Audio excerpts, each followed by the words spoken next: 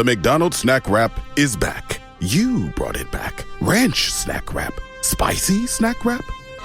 You broke the internet for a snack. Snack wrap is back. Ba-da-ba-ba-ba. This episode is brought to you by State Farm.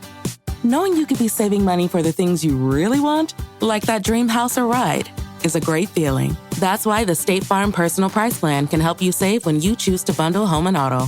Bundling, just another way to save with the Personal Price Plan. Prices are based on rating plans that vary by state. Coverage options are selected by the customer. Availability, amount of discounts and savings, and eligibility vary by state. Hello everybody and welcome back to my podcast, Esme's Country Life. It's actually been a little while since I last recorded a podcast because I have been bulk recording them because I have had a busy past week because I've been in Germany and then before that I've been at another horse show and it's kind of just been like another one. But I am back. I am so excited to chat to you guys. I have so much to update you on. I have lots of interesting and entertaining stories as always. And we do actually have a few special guests in today's episode. But before we begin, I just want to say a huge thank you to the sponsor of the podcast, Redpost. Redpost is an equestrian and country store based in the UK and they also ship all over the world. And I know I get lots of different questions about when my next meet and greet is, and it's not actually until the 23rd of August. It's on a Saturday, and that is actually going to be at Redpost in Devon in the UK. So if you want to come along, there is more information on my website, thisesme.com. You don't need tickets or anything like that. Just show up on the day. Within the times, obviously, don't get there at 5 a.m. Nobody's going to be there. But also, a little thing that I want to chat about with Redpost is if you go and follow them on their Instagram, they do actually have a thing called Win It Wednesday. And by the time this podcast episode goes out, you're going to be too late for this one. But last week's one, they actually were doing Win It Wednesday for a pair of new Lemure tall riding boots. So go and follow them. Enter their Win It Wednesdays because they have some incredible prizes. But anyway, I just want to say another huge thank you to Redpost for sponsoring the podcast. Go and check them out at redpostequestrian.co.uk. And I was about to do the outro then. No, it's only the beginning. Sorry. Bear with me in today's episode because I'm running on fumes. Is that the phrase? It's been a busy time. Today's episode is going to be a lot about my time in Germany, in Aachen, working at a horse show. I also got an award, which was very cool, which we'll talk about in a second. But first, I just realised I have one more horse show before that I went to, and that was Bolesworth. So, little backstory to this. So, the first story, actually, you guys, I don't know why, but every time I mention my dad, you guys get really excited. I don't know what it is. Like, if you didn't know, my dad works for me full time for my, I was going to say video production company business. He's a social media girly. Anyway, so he works with me, comes to a lot of the horse shows, does the filming, is kind of like my manager, dadager, helps me out with admin, the basic stuff. So anyway, we went to Bolesworth, which, if you don't know, it's up in Cheshire. I'm a South Coast kind of gal, so that is a long way. It is a long journey, so I don't do like loads of meetups or meet and greets up north. But this week we were like, okay, let's do the big drive. So Saturday, did the big drive up there and made sure, because we were put up in a relatively nice hotel, so thank you, Bolesworth. It had a swimming pool, so I was like, perfect, let's make the most of staying at a slightly fancier hotel, So anyway, I was like, Dad, I want to go and use the gym. I want to go and use the pool. It was actually quite busy that weekend because I think our dinner reservation was for 6:15, which, if you know me, I love an early dinner. Like, I am the sort of person where as soon as I get home from work, first thing I think about, the first thing I do is cook dinner. I am an early bird. Like, I love it early, getting up early and going to bed early. I'm a happy Esme. Anyway, so we didn't have enough time to do a proper long session. So I thought, we'll do a quick half an hour swim. Now, at this moment, I came to the conclusion or realised this is why I'm quite a competitive person. And you know where I get it from? I get it from my dad. So anyway, I was quite quick at speedy getting changed, jumped in the pool. I'd probably done maybe 2 lengths, I think, of the pool at this point. And of course was recording it on my watch, so I knew how far I'd done, all that kind of stuff. And I wanted to do 1,000 kilometers. Yeah, 1,000 kilometers. That sounds like no, sorry. 1,000 meters, the dyslexia is kicking in. I was going to say 1,000 kilometers. That sounds next level. Goodness me. Anyway, no, I told you, bear with me. I'm a bit tired in today's episode. But you know what? Sometimes I feel like they're the most entertaining podcast episode where I'm a bit tired and delusional because I just go off topic and start rambling about something totally random. But anyway, back. 1,000 meters or 1 kilometer swimming, I can do pretty well in about 20 minutes, and that is breaststroke, the one where I feel like, oh, just touch the mic then, the one where I feel like I'm a frog, if you know what I mean, when you're swimming and you feel like a frog, that's my go-to.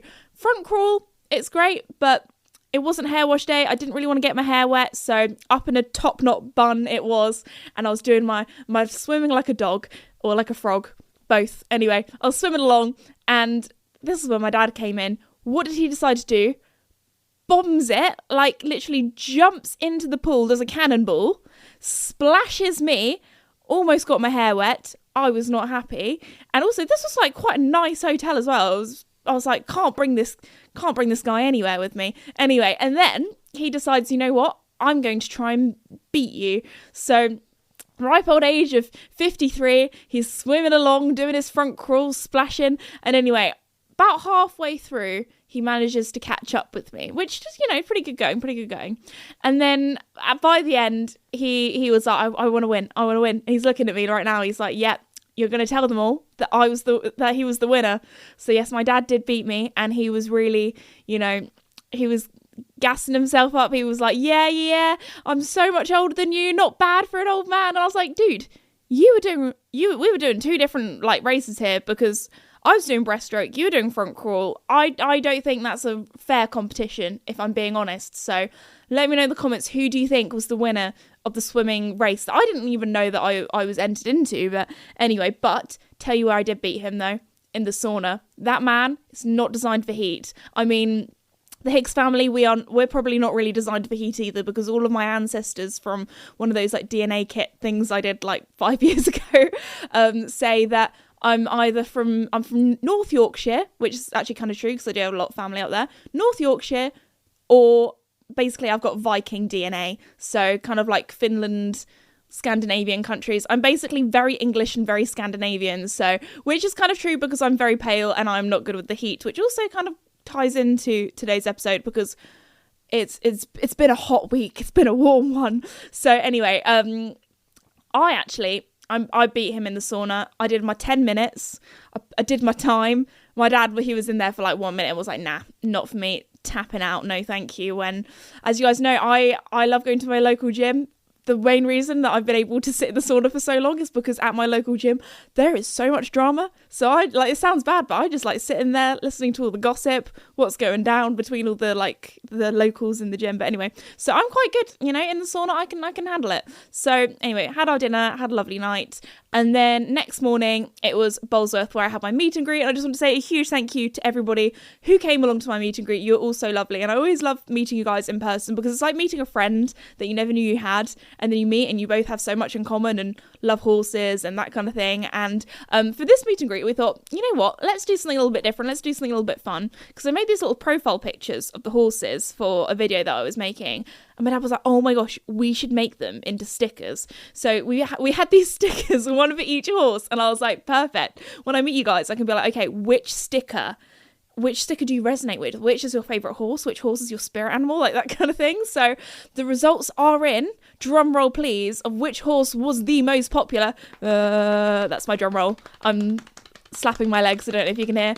And the winner is Duke, my pony. He is our little rescue from Walter's Welfare, who is probably the size of a large dog. He was the favourite, actually. It was him and my main horse, Joey, who I ride, who is my bigger boy. It was between those two, actually, of who is top horse. They were neck and neck for quite a while, but I think Duke just overtook Joey right at the end. And then Casper, unfortunately. Casper, who is my older boy now, he was the underdog. He was the last person to be picked sticker-wise. Although I would say, at the beginning of the meet and greet, Joey was kind of in the lead. And then Casper, he was always right at the back. But by the end, he caught up quite a bit. So maybe it kind of goes to show people that were at the back of the queue, they're like, more Casper energy. Anyway, so I had a lovely time. Was incredible watching the show jumping. They also had supercars there, so of course got some cool pics of the supercars. Also, I have a mildly embarrassing story. It is not a Esme's Country Life podcast without a mildly embarrassing story. I'd say this one is probably quite up there. So I was looking around the supercars. Now at Bolesworth there are multiple different kind of toilets, and yes, it's going to be an embarrassing story because it's about toilets. You've got that much of a spoiler. So anyway, the one that's nearest the media centre that I had been going to, it was like a unisex one where you could go in any toilet. There wasn't like a male or a female one. It was just go in. You know those sort of portable movable toilets? It was one of those blocks, but like a fancy one, like a nice one. So anyway, went and looked at the supercars, got some photos there and thought, oh, got to that time of the day, need to go for a wee. So I was actually talking to a few of you guys, and I was like, we're having a bit. I'd already met this group of people at my meet and greet, and it was another oh hey, hi again, chatting away, walking along, and then I was like, oh, I'm just gonna nip to the loo. It's that awkward thing where it's I'm just gonna go to the toilet. So that wasn't the awkward part. It wasn't sorry guys, gotta go, my bladder is full. It was okay. Gonna quickly hop on into the toilet. Which toilet did I walk into? It was the men's. It was not good, and I didn't realise I'd walked into the men's because number one, I was probably so flustered, being sorry guys, I need to go to the toilet. Hopped on in, and the only reason why I realised it was the men's because when I walked in, there were no cubicles. It was urinals, and there was a man standing there, and he gave me a funny look, and I was like, I am so sorry, quickly ran out, and then you guys probably, probably all these people that just saw me come out of the men's toilet, what's she been doing? Why is she in the men's? So I was, absolutely mortified, quickly ran into the women's, someone save me, goodness me, I need to hide. Whew. Anyway, so there we go. It isn't, so that was my number one embarrassing story of the day, or of the podcast. So anyway, that happened. But also, just want to say, because at Bolesworth it was also really, really warm. So I was sitting in the media centre and everyone in the media centre was like, oh, you're in the princess spot. I was like, what do you mean the princess spot? Because apparently I didn't even realise this. I just was like, okay, I'm going to go in the top corner, have my own little personal space. I was like, I'll go furthest away. I thought I was being quite good, actually. I was like, I'll go furthest away from the door because I don't need to be rushing in and out at all times like these photographers are, where they go click, click, click, take photos, quick, back up the cards, quick, take photos, post on Instagram, that kind of thing. I was like, I'm just vibing in here, in between my meet and greets, having a bit of a chill, that kind of thing, having a snack. So I was like, I'll go in the corner furthest away from the door. And then everyone was like, oh, you're in the princess seat. I was like, what do you mean I'm in the princess seat? Because apparently that was the spot where the aircon was. So anyway, didn't mean to sit in the princess spot. So I apologise to all the people in the media centre at Bolesworth. But anyway, no, it was really, really good fun. Such a good show. Very, very grateful to them for having me. And the sweetest thing, one of you guys, I think it was your mum, came up to me, saw me in the media centre and brought me a scoop of strawberry ice cream because it was such a hot day, and I was like, it was just made my day. So thank you for the strawberry ice cream. It was so sweet. I'm really sorry, I'm rubbish with names, but I can remember your face. I'm one of those people where names, maybe it's the dyslexia, but names I'm absolutely rubbish with, so I just want to say thank you. That was horse show number one. So that was Sunday evening, drove on home. Monday, went to London for a dress fitting, and that was with Isabel Christensen, who very, very kindly dressed me for Aachen, which I'll get onto in a little bit, because let me tell you, their dresses, chef's kiss. But anyway, so then it was time, Tuesday morning at 4 a.m. or 4 a.m. my dad came and picked me up, and we drove to Germany. And you might be thinking, Esme, driving? Seriously? You're going to drive rather than take a plane? Well, number one, better for the environment. Number two, we have a lot of camera gear. We have a lot of stuff, and it's just so much easier to chuck it in a car, especially me with all my dresses. I came with 2 full-size suitcases. One of the dresses pretty much took up a whole suitcase. It was like a wedding dress. So yes, a lot of luggage. Normally, I've said this before, I'm very good unless, you know, I've got a big dress like that. I'm very good at, if I'm going away, just give me a rucksack. I can pack light. I can survive, you know. I've done so many like trips for work now that I know what I need. I know when I'm overpacking and underpacking and that kind of thing. Like I'm pretty good.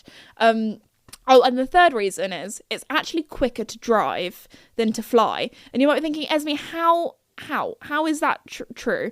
The thing is, when you go to an airport, you've got to drive an hour to the airport, and then you've got to get there 3 hours early, and then it's always delayed, and then you wait for your luggage, then go through passport control, which is always really busy, and then like the airport nearest Aachen is actually a little bit further away, and then you got to either get a train or a taxi or a hire car, and it's like, it's just quicker to drive. It's quite nice, actually. Don't get me wrong, I do quite like a long road trip.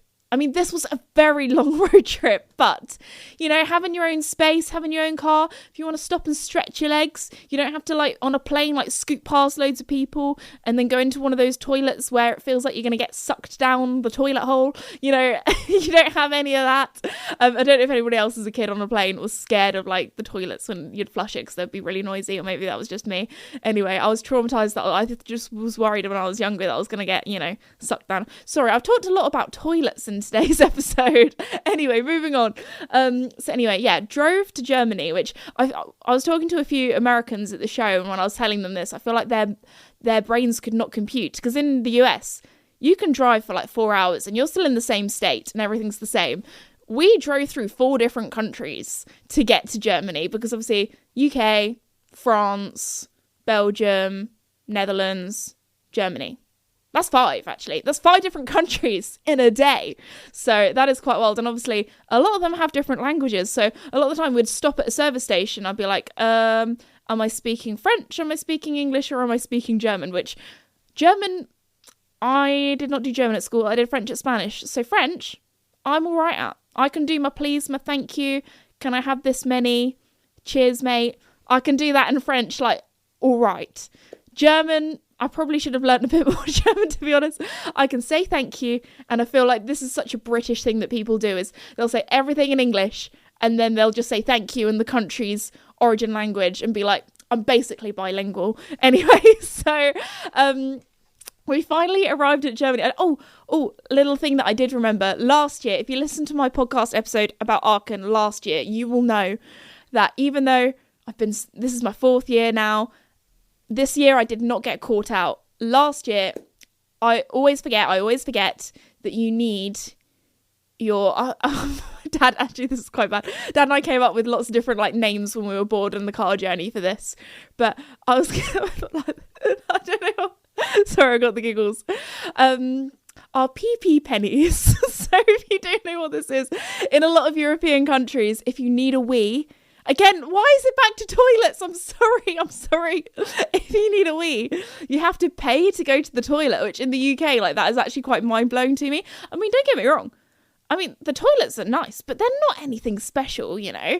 You don't have, like, I always feel like, when you're in a fancy bathroom, when they have hand towels, like, instead of, like, a paper towel or one of those hand dryers where it's somebody that kind of, it feels like somebody's, like, coughing on you, like it's kind of like very mild wind and it's like lukewarm.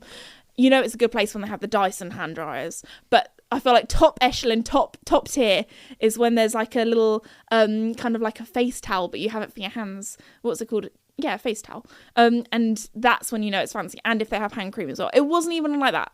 And tell you what, we go to the same shopping mall to go and charge the car and have a bit of a pit stop every year. It's like our tradition, and we almost didn't go to that one because there's a new charger closer to Aachen, and I was actually almost heartbroken. I was like, no, we've got, it's not even like a good outlet mall, it's like a very bog standard run-of-the-mill outlet mall. It's like, no, Dad, we need to go to it, it's the tradition. And I tell you what, every year it's the same lady that's in those toilets taking the money, and I'm like, she just must live there. Like, what a job. Like, I don't know, she's like an older lady as well. Maybe she's like retired, and well, obviously she's not retired because she's working a job, it's like something fun to do. Maybe she's like, she just likes chatting to the people. But yeah, I was like, I don't know if I could do that, sitting in a toilet all day, and this toilet has like no natural lighting or no windows. Must feel like you're in like the slot machines at Las Vegas, like no clocks, nothing, just like, because our old office, we used to joke that it was like that because our old office used to have no windows because it was my dad's old dark room. So literally I'd go in there, edit, and I'd come out and I'd be like, oh, it's dark now. I didn't even realise, like, time just, doesn't go by, or it does go by and you don't realise. Anyway, so yes, I remembered my tinkle change. That was another name that we came.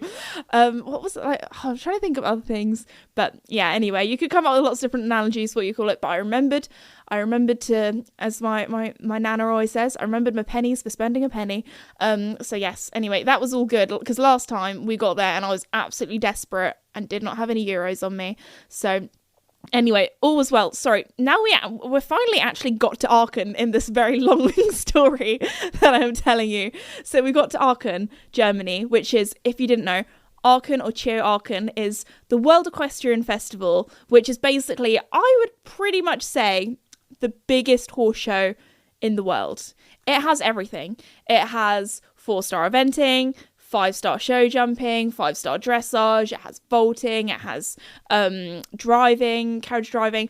It literally has like all the equestrian disciplines at one place. It has a huge stadium for the show jumping that can fit, I'm pretty sure, up to 70,000 people every year. It's like booked out. The atmosphere is like no other show I've been to. They have a whole stadium for the dressage as well, and they just use the showground for the horse show. It's not like like the NEC in Birmingham where it's like, we use it for hoys, but we also use it for this, that and the other. It's like, no, this is Aachen. This is the World Equestrian Festival. And next year it's going to be a big one as well because they have the World Championships there. So very, very cool.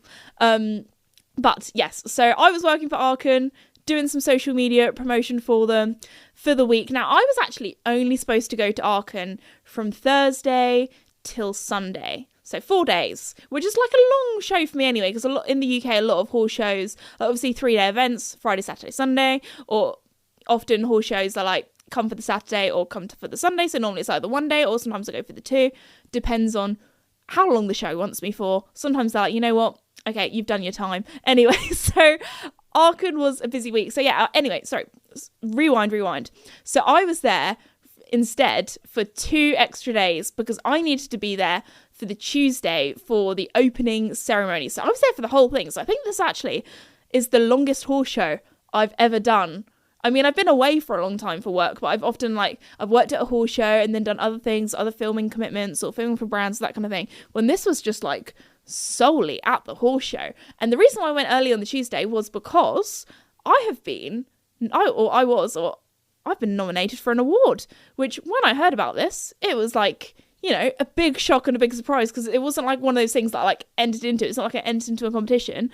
One of the team from Aachen very kindly entered me into it. They were like, this gal, I think she should be in it. So I was like very, very honoured So anyway, I knew before going to Aachen that I was going to be in the top 3.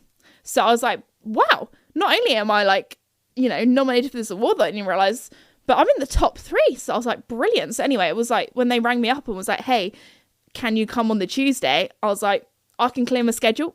I can be there. So anyway, 2 extra days in Germany it was.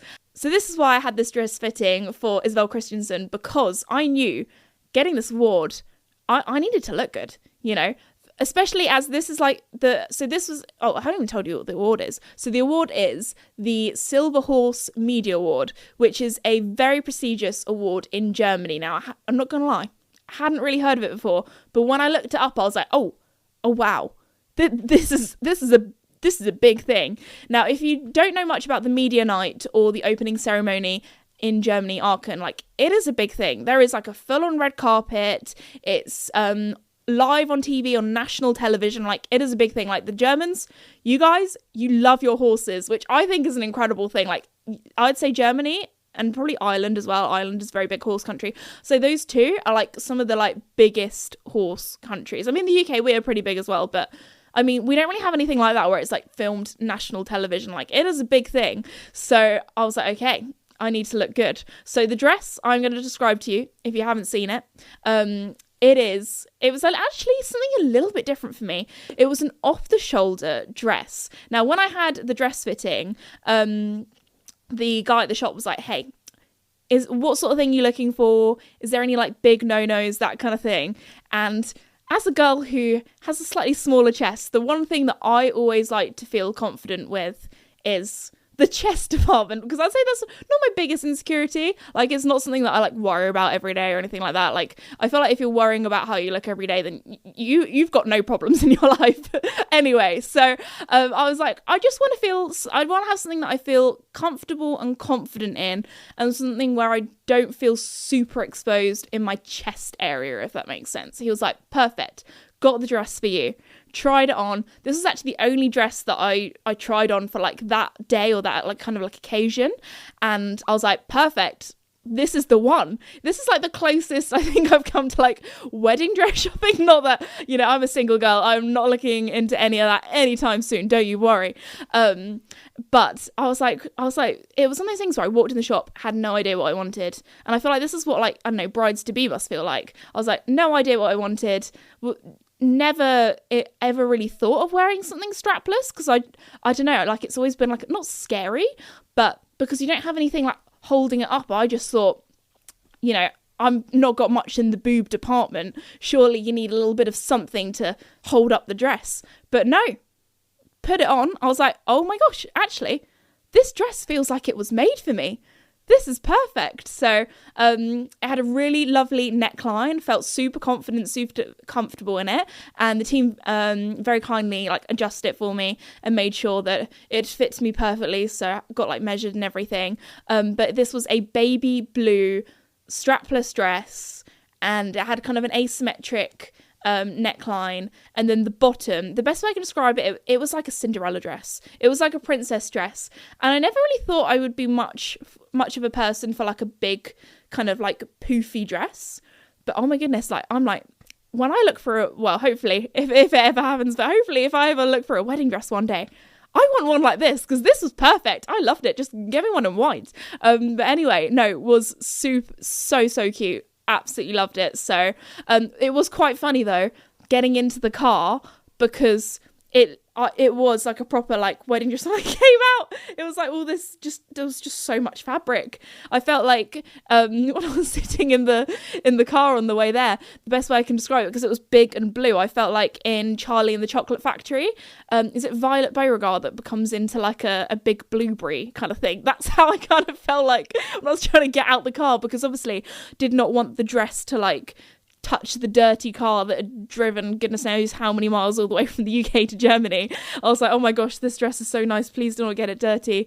So yeah, honestly, so grateful to Isabel Christensen for very kindly dressing me for Aachen, because I was definitely main character. That's the best way to describe it. So I was like, oh, is this dress a little bit too much? And then I was like, well, I have been nominated for an award, so you know, I've got to look presentable. Also, some info as well. If you look at any of these photos, I really hope it looks like I've got a lovely glow rather than I was a sweaty mess, because it was 38 degrees Celsius when we arrived, and this was like 5 p.m, 6 p.m.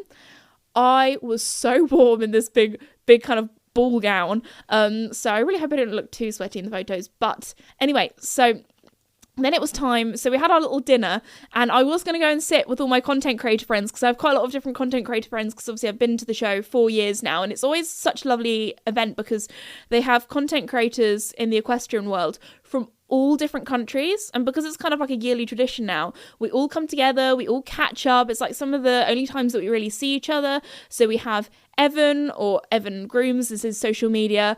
He does some really funny kind of POV content about him and his pony Piper, which is so cute. So anyway, we've seen him now for 2 years, so I was like, wanted to catch up with him and Mathilde from Mathilde and Sligo. She's a French content creator who I've seen at loads of different shows now, and they were all sitting on this table, and I was going to go and sit with them, and then And then the lady who was one of the judges for the kind of award was like, oh, come and sit with us. I was like, okay. But there wasn't enough table on their table. So I sat on a table kind of like nearby because she needed to come and get me when it's time for the awards. So anyway, I sat on a table with lots of German people who didn't really speak much English. And I was kind of like sitting there like, I'm all on my own.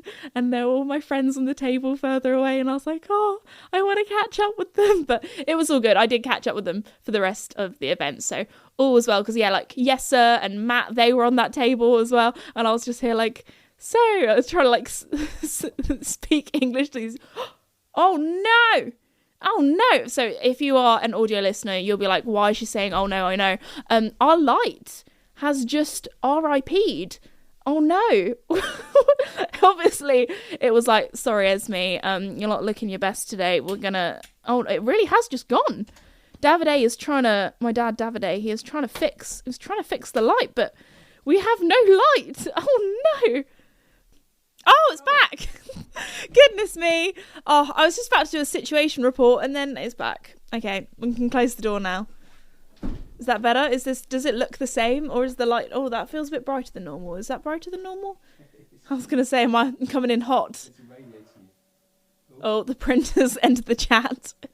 Oh no, everything's coming to life. Oh no. When you hear Lululemon, you probably think of Align yoga pants, weightlessly soft, like you're wearing next to nothing. That's why you see them in class, at the grocery store, and in the park. But did you know about skirts with built-in liner shorts so you can still jump for the frisbee? And tanks and bodysuits? With Align's iconic stretch, you won't want to take it off. And with endless style options, you don't have to. Shop in-store or online at Lululemon.com. With a major selection of the looks your kiddos love starting at just $4 in the Walmart app, a new school year means a stylish new them. Who knew? Find skater skirts and Crocs that say, I'm casual but cool. Sparkly sneakers that say, it's my classroom, you're just learning in it. And preppy polos that say, I'm the teacher's pet, even if they're mommy's menace at home. Find their favorite styles starting at just $4 in the app. The Walmart you thought you knew is now new. All right, we are now back. It wasn't the light that had broken. We actually had a power cut, which is, it's called Esme's Country Life for nothing. Out here in the country, in the sticks, we get the odd power cut every now and again. So at first we were like, what is wrong with this light? And then we thought, oh, maybe it's the extension lead. And then we thought maybe it's the power outlet. And then I was like, wait a second. Let me check the computer, and it was a power cut. So if you can hear some random printer noises in the background, the printer has just entered the chat and has decided to wake up and make some printer noises. But anyway, we are now back. I was talking about, yes, the Silver Horse Media Award. So anyway, after we had our little dinner and walked the red carpet, it was then time to go up for my award. Now, I thought, I thought, oh, just walk into the arena, here's the award or runner-up or whatever I get. Lovely jubbly. No. They were like, you're going to arrive in style. I was like, what do you mean arrive in style? Okay. So literally was Cinderella, because I had to get into a horse and carriage. Now, when I tell you, again, big ball dress with heels, getting into a horse and carriage, I had not anticipated this, and I thought, oh, maybe I should have done some practice. But anyway, hopped on in, all was well. I was like, the worst thing, filmed on national television, you do not want to fall face first coming out of the carriage. Luckily, all was good. So got in the carriage with the other Silver Horse Media Award nominees. We were going around, smiling and waving. I didn't know what to do, because I was like, I felt like royalty, honestly. I felt like, I was part of the royal family and back of a horse and carriage. So I was like doing a little wave as I was going by, because they did like a full lap and everything. And then anyway, got out the carriage, and then it was all three lined up. I felt like we were on the X Factor, because it was like a proper, like, nobody knew who'd won the award. And I tell you what, I'm not just gonna I don't know if this is gonna be spoilers for who won, which, I mean, if you follow my socials, you get all the live updates anyway. Go and check me out at this_Esme. Sorry, I had to be that content creator, but anyway. So yes, I always had this joke. Well, I do think it's actually partially true that in kind of things that are judged, And it's not like, you know, the Olympics where obviously the fastest person is the winner. Like, that's just facts. But I'm talking about things that are kind of like arty, where there's like a judge, or like a, you know, like Strictly Come Dancing, or which is like Dancing with the Stars, or X Factor, or Britain's Got Talent. The person that always wins, I don't think is the best. Like, I don't know, maybe it's just me, but when you think of especially X Factor, think of all the bands or all the artists that have come second. The ones that come second, they're the ones that always have a pop-in career, selling out. Like, they're the ones that are, you know, doing stadiums. The people that win, that come first, like on The Voice and stuff, you don't really hear about them much. Maybe they have like a year of fame, a year of something. But like, you know, I'm pretty sure One Direction, I'm going to have to look this up. Did they win the X Factor? They might be one of the, if they did win. Did they come second? Who did one? Yeah, see? One Direction didn't even win the X Factor, and they became one of the most popular boy bands in the world. So all I'm saying is, the people that come second, people always go, oh, first loser. Nah, mate. They're the real winners. Anyway, if you ever come second, think of that.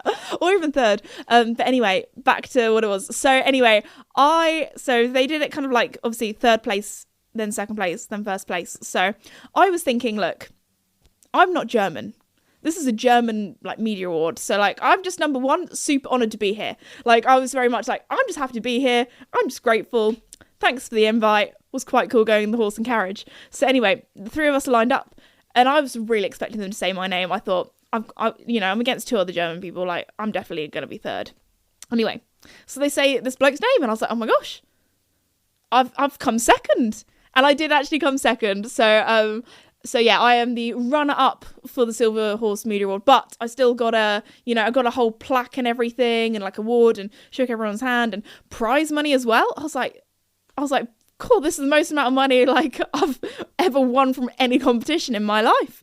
So anyway, thank you very much, Silver Horse Media Award, for, you know, give me second place. Really appreciate it. So anyway, it was worth the extra 2 days in Germany, so that was very cool. And then I feel like my time in Aachen was a real whirlwind, because as I said before, there's a lot going on. They have all these top level competitions going on at all times of all day. And like, some of the competitions, they go on until midnight every night, and then there are big parties as well. And you kind of feel like you have to be in 5 different places at once. We have 2 special guests in today's podcast episode.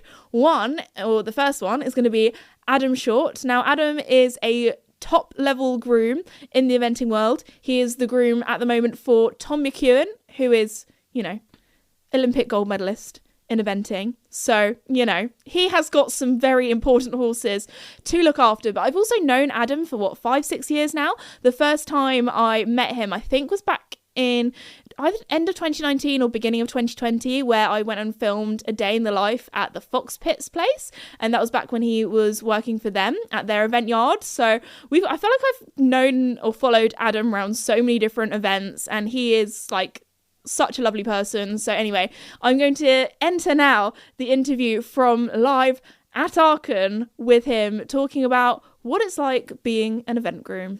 We're now here with Adam Short, who is the groom of the Olympic event rider Tom McEwen. Now, Adam, I feel like I've followed you around at so many different events, so many different places. Yeah, it's been about, 5-6 years when we first met each other? Definitely. We've followed each other's journeys. Yes, we have. Yeah. And you arrived here at Aachen yesterday, I believe. Yeah. So what sort of goes behind the scenes of getting these top-level horses across the world for an event? Yeah, so for an event like here in Europe, we travelled on the ferry. Mm-hmm. There's the option to go like on the Eurotunnel as well, but we came on the ferry. And actually the process starts a few weeks in advance. We'll have to take bloods off the horses, and they get all the kind of vet checks done and the health papers. And then our journey this year, we left home about 11 p.m, drove from the yard to Dover. Got on the ferry at 5:20 in the morning. Wow. Yeah, early. Early. And then took the crossing over. When we arrive into Calais, we'll have like a vet check. So a vet comes and checks the horses, sorts all the paperwork.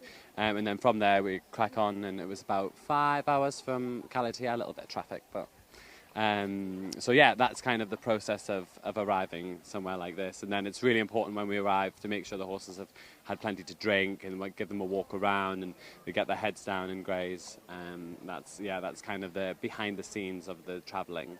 Now, you've worked at Aachen for many years now, and it's an incredible, huge show. What would you say your favourite thing about it is? I think we're really lucky with Aachen that there's all the disciplines going on at the same time. You know, like for us as the eventers, we're often just at the event, and eventing's the only thing that's happened. But it's so fun for us to be able to watch the dressage, the show jumping in the evening, and it's cool to see like what other teammates that we don't often get a chance to spend time with. 100%. I feel like whenever I'm at this show, I feel like I need to be in like 5 different places at once to be able to see everything. There's so much going on, yeah. Definitely. And this week it's been a hot one. I mean, yesterday I think it was about 38 degrees C. So do you have any tips for people back home on how they can cool their horses down when it's really hot? Yeah, so I mean, we're lucky in the stables we have here that there's big fans. But I mean, I've brought a fan as well in the stable just to try and keep the horse cool. When we bring them out, we try and stay in the shade as much as possible. Again, feed them plenty of electrolytes so they're drinking enough. And if they get hot, again, we've got lovely cold showers here, so we can just cool them off and stand them in the shade. And Tom, the rider that you work for, he is also a fellow Lemieux rider, Charles Owen rider, and Voltaire Design rider. So tell me a little bit more about the importance of having these brands backing these riders. Yeah, no, I mean, we couldn't do it without it, really. I mean, to have really good quality products, it's important for the riders and the horses. You know, Lemieux offer products for both rider and horse. Charles Owen with the helmets and Voltaire with the saddles. You know, it's everything we do is for the best interest of the horse. We want the horse to feel its best so it can perform its best. And having these products that are really top class, it makes our life so much easier. Definitely. Now let's bring it back to the horses. Tell me a little bit more about the horse that you have here this week and a little bit about their personality, something that maybe the general public don't know. Yeah, he's actually got a really quirky personality. So his name is Brookfield Quality, and we call him Norris in the stable. Nervous Norris, we call him, because he's scared of everything. Oh, bless. But he's also just great at everything, you know? I mean, you can't be too scared if it's an event horse. exactly. No, you know, you spook it like a different colour piece of grass. Yeah. But then he comes to a great big jump and says, bring it on. I feel like that's always the way. I've got one like that. Yeah, But we've had him now 3 or 4 years, so I've really got to know him and got to know his quirks. And I think we really trust each other now. He always, when I lead him out, he kind of stays just behind me as a little protective barrier. Yeah, no, he's so cute. And he's a really, really good horse, really quality horse. So no, looking forward to what he thinks about the course. Yeah, it'll be fun. Well, it sounds like you have a very busy weekend ahead of you, so I'll let you go. But thank you so much for your time. And lovely to see you again. Yes, definitely. We are now back to Podcast Esme, and actually I thought the next thing we would talk about is actually the eventing, because when I tell you, I've been to lots of different events, but one thing that I would say that Aachen does so well is that near the water jump, which is the fence that everyone wants to go to. Everyone wants to go to the water because it's just, it's spectacular to watch. There's a lot of combinations. Often they're quite technical. I mean, just like seeing all the splashy horses, like that kind of thing. Like, it's just fantastic to watch. It's like the most interesting place. I'm not gonna lie, it's the best place to be. But the thing that they do well is they have these like mounds around where the water is, so it means that loads of people can see it, and you're not standing in front of like some 6-foot bloke man where you can't see because they're taller than you, and you're just standing at the back of their head, or actually not in the back of their head if they're 6 foot, for me anyway, like basically their waist. But they have these mounds, so it means that some people, like at the bottom of the mound, they actually sit down. It's very civilised, very lovely. A lot of people sit down, they can sit and watch the water for ages, and then if they feel like moving around, they can. And because it's not kind of, on a mound or like on a slope, it means that you can just stand a little bit higher than the person in front of you, and you can get a brilliant view. So I think there should be a petition for all events near the water jump or fence to have a mound like that so people can watch, or near all the good fences anyway, because it's brilliant. And then after that, they have the driving as well, which is always one of my favourites to watch. The driving marathon, which the best way I can describe it is, it's like carriage driving, but cross country, because they go through water, they have like big, up and downs hills. They have lots of twists and turns, and they have like kind of like there's one bit where it's like hedges that they have to go in and out, and honestly it looks like they go through a maze. That's one thing that I think I would really struggle with if driving was my discipline, is if I was like the person at the front doing the steering, I would not know where I'd be going. Like, I find it hard enough remembering a dressage test or a show jumping course, let alone a full-on marathon where they have loads of different obstacles. No, thank you. That I would not remember. I would definitely have to be the person at the back being the weight, doing the leaning, because I would not trust myself up front, even just steering in general. Because if you have been listening to the podcast for a while, you will know that I had a driving lesson with Darth Vader, which actually is one of my top podcast episodes when we look at the analytics, which, I mean, that is a very... Actually, it was a driving lesson with Darth Vader with the Lloyd's Bank horses. So that is a phrase. So yes, Dan Naprue, he actually plays Darth Vader in the more recent Star Warses, and he is an equestrian and does loads of like horse stunt things as well. So very, very cool. So obviously with cheering on their team, they were there at Aachen as well. I actually caught up with a few of their team there as well, which was lovely. But yeah, if you ever get to go to an event or a horse show where they have the driving, oh my goodness, if they have the driving marathon, please watch it, because it is incredible and it's such an underrated sport as well. Anyway, so that was very, very cool. Also, talking about temperature, luckily the weather did cool down, because the beginning of the week, oh my gosh, it was like, if you were, I don't know, it just felt like I was walking through an oven at all times. As I said before, I'm not designed for the heat. But there was a storm at Aachen. Now, as I said before, I've been to Aachen, this is my 4th year, and I feel like I've, got a pretty good measure of things, knew where everything is, know all the people, that kind of thing. But I was talking to some of the photographers in the media centre, and they were like, Esme, there's going to be a storm tonight. And I was like, oh, wow, okay, cool, kind of exciting. And they were like, no. It is an Aachen storm. And I was like, what do you mean, an Aachen storm? And they were like, there's storms, and then there are Aachen storms. So yes, this is a next level storm.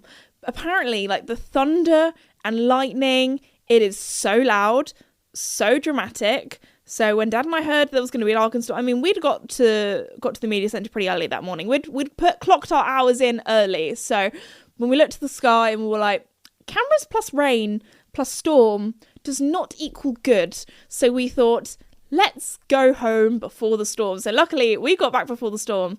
So all was well, all was good. And actually it was a lot cooler the rest of the week. And I tell you what, one thing that I did do this week, or did that week in Aachen, it's now the next week, again, sorry, sleepy Esme here, was I went for a run. Now, you might be thinking, Esme, why? Why are you talking about this in the podcast episode? Are you just trying to show off, get your Strava points in, or your kudos or whatever? I'm not on Strava, but apparently that's what running people do. I'm like a runner, but I'm not a runner. Do you know what I mean? I'm not out here doing marathons or anything, but I am the sort of person, I have a busy brain, and I would describe myself, I'm like a border collie. I need to be mentally and physically like stimulated. Like, I just need to go for a run just for my mental health to stay sane. So I was like, okay, I'm going for a run. And I tell you what, I've seen this like kind of like, I don't know if I'd call it a life hack, but I've seen this on social media before where people say, if you're ever on holiday or vacation or you're somewhere new, the best thing you can do to get to know the area is go for a morning run first thing in the morning, because number one, you'll feel like a local. I was running around like, yeah, I'm German. These are my streets. And also, you can cover so much of the city or the town or wherever you are and see a lot of scenery, which if you're walking, you can see a lot, but if you're running, you obviously cover more distance. And if you're in a car, like obviously you do see stuff, but you go by so quickly that you don't really take it in, where I feel like running is like the perfect like in between, where you go far enough, but also not too fast, that you can kind of take everything in. And tell you what, I mean, it was in the middle of summer and it was a lovely morning.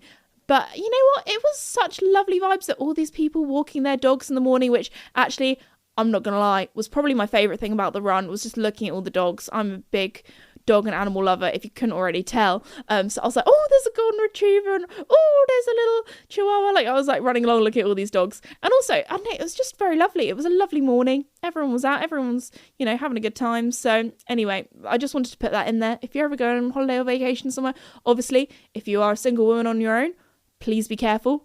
when running around a foreign country on your own. Just be careful. But I felt like in the middle of Germany in Aachen, I felt very safe. So I was planning on running every morning, but that did not happen because I had some late nights and I had some busy days, and especially cross country day as well. Like, I did overtime on my steps. My Garmin was happy. I defo did my 10,000 steps that day. So I was like, that morning I was like, no, I'm not gonna run this morning. I'm gonna have enough exercise as it is.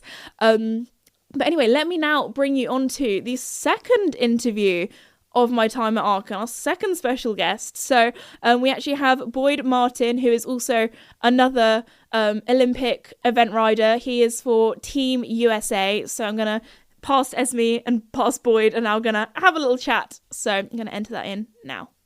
We're now here with international event rider and Team Lumiere rider, Boyd Martin. So Boyd, I hear this is your first ever time in Aachen. Tell us how it's been. On WhatsApp, no one can see or hear your personal messages. Whether it's a voice call, message, or sending a password. To WhatsApp, it's all just this. So whether you're sharing the streaming password in the family chat or trading those late-night voice messages that could basically become a podcast, your personal messages stay between you, your friends, and your family. No one else. Not even us. WhatsApp. Message privately with everyone. Using a Clorox disinfecting wipe to clean that stuck-on sauce from the stove feels like... Oh, boy. That tickles. Stop. It feels like coming home to your needy corgi after a long day. Best part of the day, finally. With Clorox, clean feels carefree. Clean feels good. Use as directed. It's been nerve-wracking, to be honest. My mother-in-law lives about an hour down the road, no so my wife was born not far from here. So wow. It's my first time here, and I've always looked at this competition and watched it on online and on the live stream, and yeah, it's surreal being here, walking around and seeing all these legendary riders in dressage and show jumping and driving, and it's just it's a real honour and privilege to be here.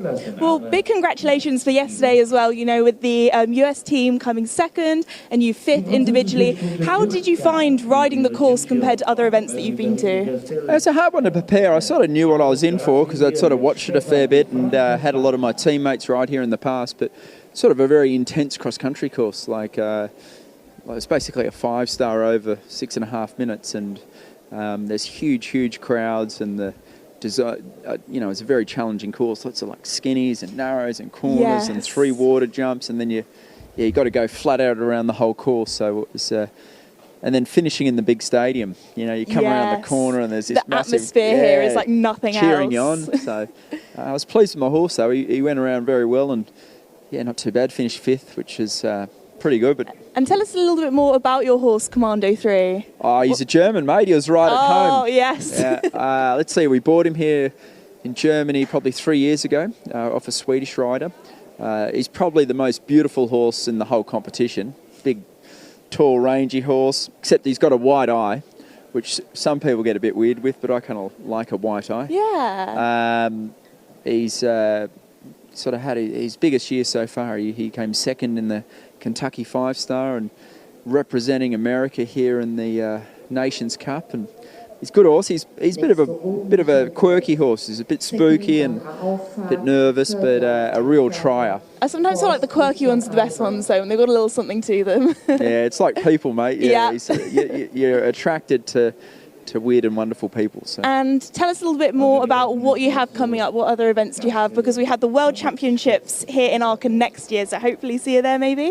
Yeah, I mean, at the moment, the sport's really exciting in America. The end of this year is sort of now going to be our new focus. We've got probably 7 horses doing 4-star and 5-star longs at the end of the year, so October will be the sort of biggest month of the year. We've got Malvern Park 4-star long, and then the next week Maryland 5-star long, then the next week Poe 5-star long. So wow, so it sounds November, like I'm going to lock myself on the couch for a week after all those events because it's going to be exhausting. As you should. Well, best of luck for then, and thank you so much for your time. Cheers.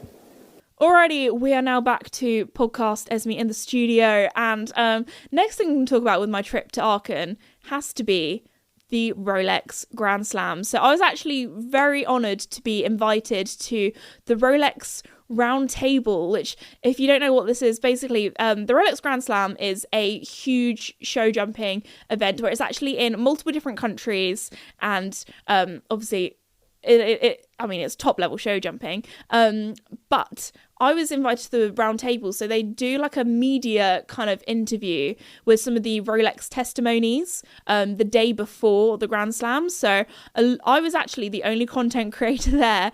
Everyone else was from major news outlets, journalists, that kind of thing. And so every now and again, you get a little bit of imposter syndrome. But I was like, okay, this is fine. Like, it's all good. I've been to these things before, chatting to everyone, super confident. Life is good. I mean, I had one of my photographer friends, she was there doing the photos, so I mainly chatted to her about her foal and, horse people. It's so easy to chat to horse people because you're just like, oh, what horses do you have? What breeds are they? Like, and then easy. Anyway, so all the people that were there were like big media news outlet people, and there were a lot of people from like all over the world as well, which was very cool. And I thought they said come along with some questions. So the lady who's a Rolex representative, she obviously introduced all of the testimonies, talked about their accomplishments, gave a little interview with them, a little bit of a chat about the weekend, and then they gave a lot of time for the press to ask questions as well. And I thought, oh, people are going to be like, they're going to be clocked in about all these people, done their research before, know about all of their wins, all of their horses, that kind of thing, which no, I also, I did my research. I wanted to be, professional corporate girly, journalist girly anyway. So I was like, yep, I'm ready. Let's go. And the first question that a guy asked, which I thought, again, it's going to be about the sport, it's going to be about Rolex or that kind of thing. He asked, is there a maximum weight that the riders have to think about when it comes to riding? And I thought, oh, and then I kind of realised these news outlets people, they are not horsey, because I feel like that's not really, number one, if you get to sit down with like Olympic top level riders, that's not really like a, and you have the opportunity to chat to them. It's not really like a question that you could ask any rider that, or like, I don't know. So that was a bit strange. I was like, oh, okay, like obviously it doesn't really know much. I think a lot of people, like when they think of horse riding, they think of racing, because obviously like racing does get a lot of media coverage compared to other equestrian disciplines. So maybe they were thinking about that.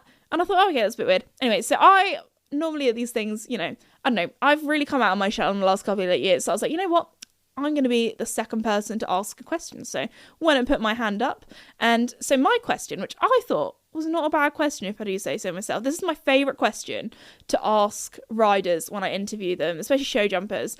I always like to ask them, and I feel like this is a bit of a psychology question as well. I like to say, what if you could redo any show jumping round in your career again, what would it be and why? Which I always feel like throws riders off a little bit, because it's not normally what they're expecting. They're normally expecting like, oh, what's like your best advice that you would give like riders wanting to become show, that kind of thing, or like what's the biggest accomplishment or like biggest challenge you had to overcome. Like those are the sort of questions that I was expecting. So anyway, I asked them this, and it was really interesting hearing all of their different views. So we had one person said that they would redo last year's Rolex Grand Slam round, that was Richard Vogel, and keep the last pole up, because I think he had the last pole down, which I thought was quite a good answer. Then we had Daniel Deusser, and I'm pretty sure he said like he would redo another one that he probably could have done better or something along those lines. Or actually he first started off saying, well, I wouldn't redo last year's one because he won that one. So he was like, I wouldn't want to do it again and then like it not go perfectly.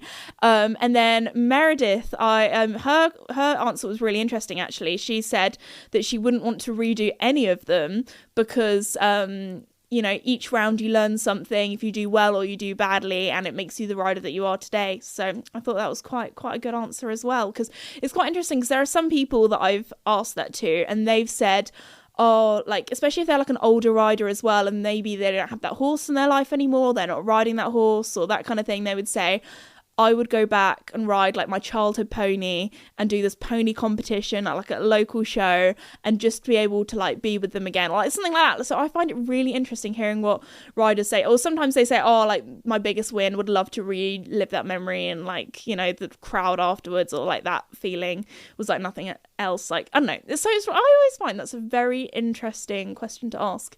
And then the media news let out people. Another one asked Meredith, do you feel like you have a competitive advantage over the boys because you're shorter and lighter? And I was like, what's the question? I was like, do you not know anything about show jumping? Because obviously in horse riding, this is a sport where men and women compete equally, and if they had a physical advantage of like men being stronger or women being lighter, then there'd be two different classes. But no, because at the end of the day, it really depends on the horse. Like some horses, they perform better if you have a lighter, more aerial rider, and, you know, they don't have as much weight. Get that. But also some horses, you need someone who's a bit stronger, has a bit more muscle, especially if this horse has a lot of power and a lot of go. At the end of the day, horses are strong, big animals, and sometimes, I'm not gonna lie, the men that are taller with longer legs, they have the advantage. So, you know, it really depends on the horse, so you can see it from either way. So they kind of explained that, and I was like, come on guys, we need some like equestrian questions here. So anyway, that was really lovely. Also, little shout out to Daniel Deusse's daughter. I met her at the Rolex testimony round table, and she was there, and it was actually so sweet. I felt really, really honoured because there were obviously all these people from all these major press outlets, and I was actually the first person that he came up to and was like, hey, can I introduce you to my daughter? She's a big fan. She watches your channel. And I was like, oh, wow, that was, I don't know, it just really made my day. I thought it was so sweet. She was really lovely as well. I chatted to her about her ponies. And then, like, I don't know, I think a lot of people see these top riders like, oh my gosh, top rider. But at the end of the day, it was like proper dad mode, like got his phone camera out, took a little photo of the two of us. And then I had to be that person to be like, hey, do you mind if we now get a photo as well? But so lovely, such a lovely guy. So yeah, just wanted to say a little shout out to him and his family. And yeah, had a very, very lovely time. So thank you to Rolex and Rolex Grand Slam for very kindly having me at that roundtable media interview morning. And then after that, it was the Rolex Grand Slam, which, can I tell you, it was, I mean, this is the class, this is the show that we were all waiting for.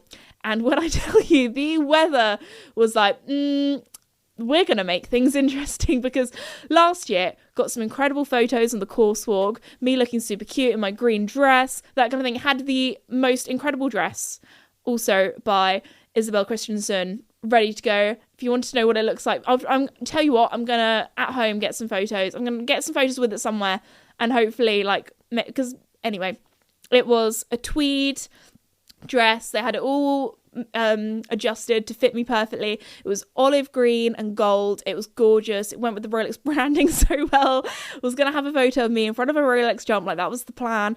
And then the rain was so bad, and I was like, you know what, it's not gonna work. I don't want to get this really, really nice dress wet either. So on went my green trench coat, which still was on brand for Rolex, was on brand for Arken, that kind of thing, but it just wasn't the same. It wasn't the same. I was going to do like air wrap my hair and have it all nice and curly and that kind of thing. No, it was slick back ponytail. It was that sort of weather. But also, I just want to say a huge thank you to Belle, or Annabelle from Rolex. She gave me her Rolex umbrella to have for the course walk, and she got absolutely so, I mean, she did have her like a raincoat with a hood, and she's like, no girl, you need to get your good photos. I'm just here to like do the course walk with you guys. So anyway, shout out to her who gave me the Rolex umbrella, because I'd stayed very dry and I looked half decent for the photos, so thank you to her. And yeah, I mean, it was a epic competition, really, really good fun to watch. So if you ever get the opportunity to go to a Rolex Grand Slam event or show, go to it. Also, if you ever get the chance to go to Arken as well, I mean, it is, the World Equestrian Festival. It is like the biggest show I've been to. Would definitely recommend. And I just want to say a huge thank you to Arken for very kindly having me for the week. I had such a blast, such a lovely time. And also, it was so nice to just catch up with everyone, catch up with the team. And on that note, I think I'm going to finish off today's podcast episode there. I really hope you enjoyed it. I just want to say another huge thank you to Red Post for very kindly sponsoring the podcast. Go and check them out at redpostequestrian.co.uk. I almost forgot. Comment of the week. Here we go. I'm sorry, it's been a little bit all over the place. So here we go. So last week's episode, if you didn't know, it was all about the secret life of influencers and content creators, where I told you a little bit more about the behind the scenes of how my job works. And Gabrielle says, because I actually asked you guys a little question. I said, do you prefer long content or short content? Which personally, I mean, listen to me on the podcast, I love yapping away. I'm more of a long format kind of gal. So Gabrielle says, here for the long form content. I'd rather be watching your content and hear products from you, because you're way more relatable than a pro rider. Oh, I'll take that. Thank you. That's very sweet. Especially as, like, you know, I mean, at the end of the day, when people ask me, oh, why don't you compete? I'm like, I see how much work these top pro riders, I see how much work that goes into it. Like, I do not have the time for that. And she just also says, never feel like an imposter, because in last week's episode I also talked a lot about imposter syndrome. So thank you so much, Gabrielle. And then also a little another little let's say runner up for comment of the week is from Orla Spearman, and she says, I will never skip ads ever again. And 4 of you guys also reacted to that with the laughing emojis. So if you listen to last week's podcast episode, you will know. But yeah, anyway, on that note, thank you so much for listening. Thank you to everybody who made this podcast episode possible. And I'll see you all next week for another episode where I'm sure there'll be more embarrassing stories, but hopefully this time less about toilets. So I apologise for that.